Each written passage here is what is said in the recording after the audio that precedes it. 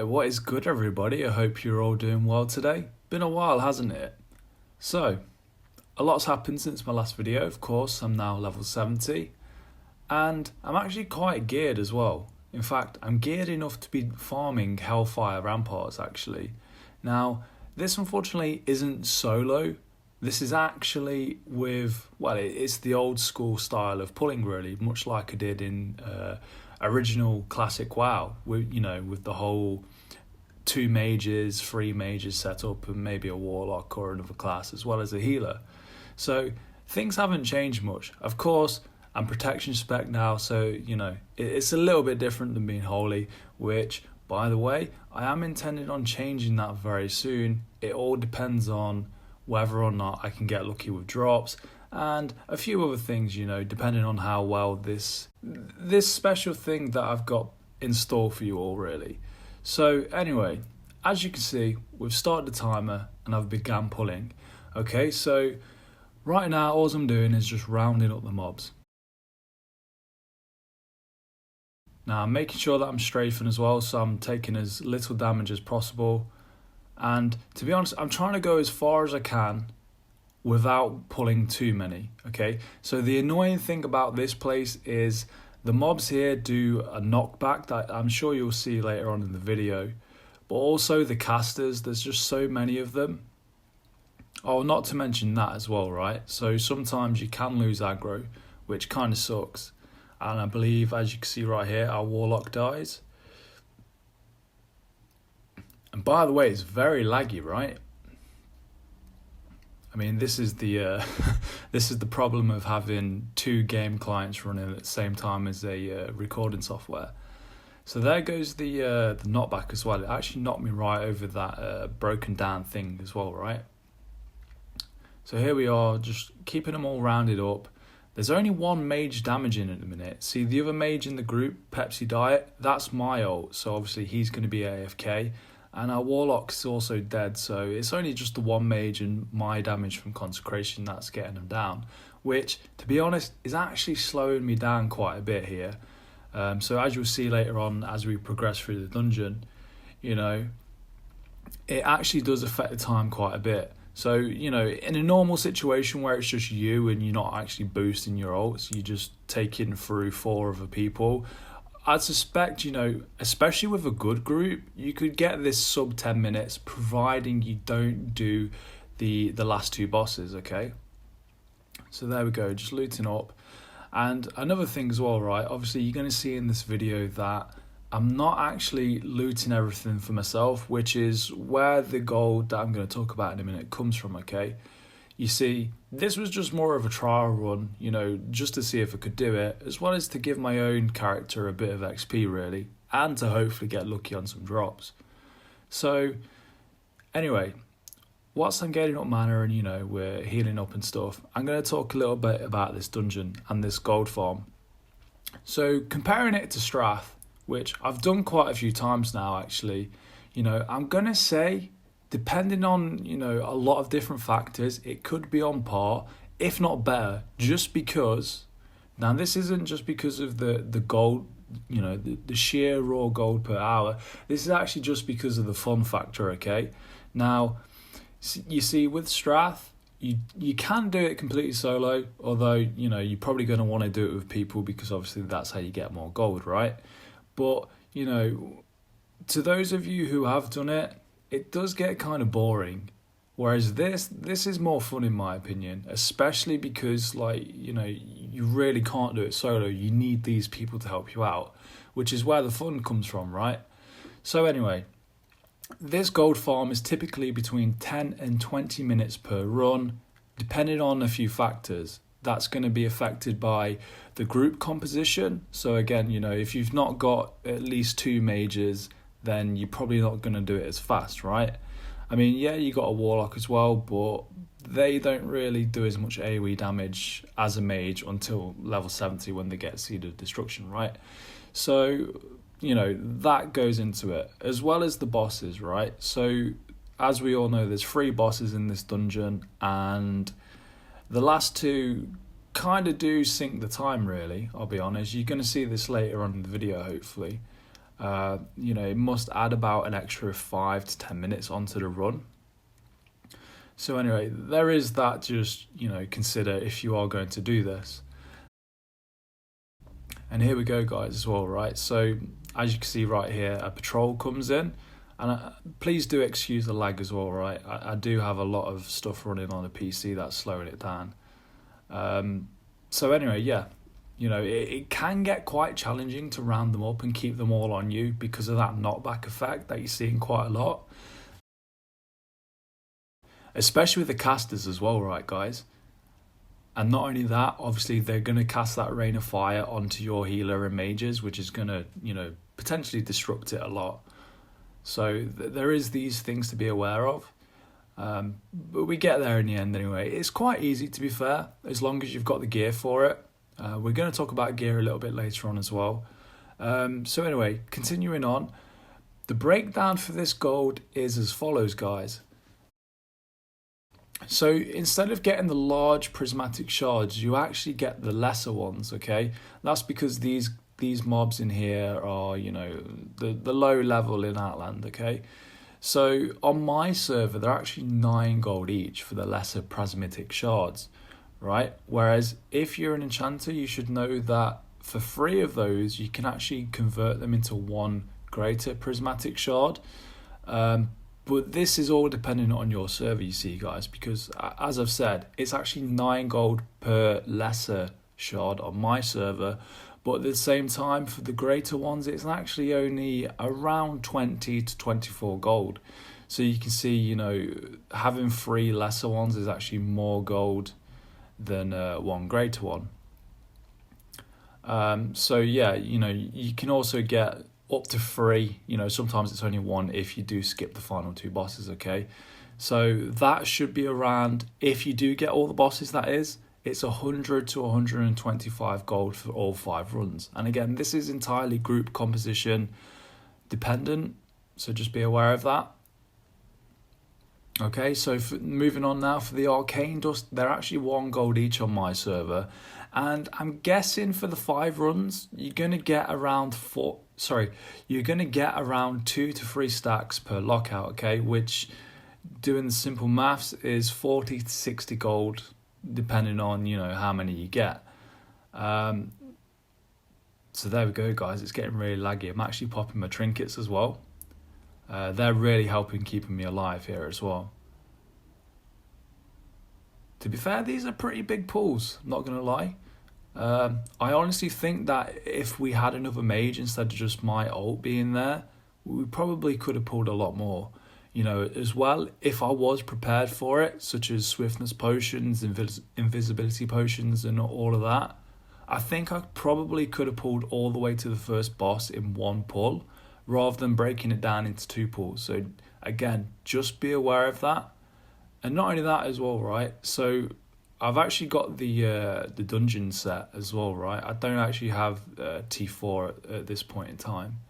So that's another thing to be aware of. So yeah, anyway, after the Arcane Dust, we're looking at the planet essences now. So for those, they're actually 2 gold each on my server, and that's the lesser ones. It's not the greater ones, okay? And I'm going to guess, depending on your luck, you're going to get around 5 to 15 per lockout, which varies, in price. Again, it's between around 10 and 30 gold per lockout. Okay, and of course the cloth, you're going to get a lot of rune cloth here, and not so much netherweave cloth, unfortunately, but you get a little bit. And again, so depending on your luck and depending on what you do with them, whether you sell them on the auction house, convert them into bandages and sell them to the vendor, it's entirely up to you. But you're going to get around 4 to 5 gold per run there, okay? And then, of course, the greys, typically you're looking at about 10 gold for the 5 runs. So in total, that's 165 to 230 gold, depending on speed, boss kills, and the auction house prices, right? So yeah, honestly, in terms of just pure gold value, I know it's not guaranteed because obviously a lot of this is auction house dependent, as well as RNG as well, right? But aside from that, it's actually on par with Strath, and I would actually say it's just as good, if not better, just because of the fun factor here. You know, there's nothing better than just doing huge pulls like this, especially in current content. And I know this is like the very beginning dungeon that you do in TBC, but even still, right, it's still technically classed as current content, and it is pretty cool. You know, I definitely can say, like, hands down, I'd have more fun doing this rather than just Strath. So here we are with the boss. You know, this is all pretty easy. You know, as a level 70 paladin, you're not really going to lose aggro from these level 60s, even if they are geared. I know the mage Kush in this group is actually he's somewhat geared in terms of level 60 epics. You know, he's got a few from Molten Core that I remember, 1 or 2 items from ZG, so it's not too bad. And you know, even then, I didn't give him Sanctuary buff either. I just give him Blessing of Kings. So yeah, there's the first boss down, and that's actually where you get your first shard from, guys. So yeah, this is all pretty basic stuff, really. Honestly, it is what it is. You're going to pretty much learn, you know, how challenging it is, or, you know, roughly where to pull just from this video, right? Now, I will say this is probably not possible to solo at this point in the game. You know, being honest, I don't think this is possible to solo at all up until you get into T6 content, really. Just because of the gear. I mean, just for any people that like to min-max as well, right? Just so you know, my avoidance with Holy Shield in this current gear that I've got on, which is, you know, a mix between the dungeon set 3 as well as a few epics from Karazhan, I've actually got around 93 avoidance, so not too far off being avoidance capped. You can see there, actually, I've actually got my character screen up. I don't actually have my other ring on, but it goes higher. There, I've got the protector's mark there. So yeah, 93 avoidance. Obviously, I'm crit capped as well with 500 defense. With the priest buff, I've got, you know, over 12k HP. So yeah, you know, that's roughly what you're looking at to do this. You could, of course, do this in all blues. I'm pretty confident that you could. You're just going to need to, you know, do this in maybe one less pull. Speaking of pulls, guys, I actually do this in, I think it's 4 pulls total. So you've just seen, what was that, 3 pulls? This is the final one. So yeah, what I do is, you know, I drop Consecration here, just a rank 1 Consecration as well. And I'll stun this guy. Now I'll run to these as well. I won't face pull them, I'll just use Consecration right there. And then I'll use Judgment there. Now I like to run into this corner and bubble right here. As you can see in this pull though, the group kind of messed up because they came too early, and that's why you can see them mobs there running away. That's a bit unfortunate, really, and then, you know, you can see them using the AoE. I didn't actually tell them to do that just yet.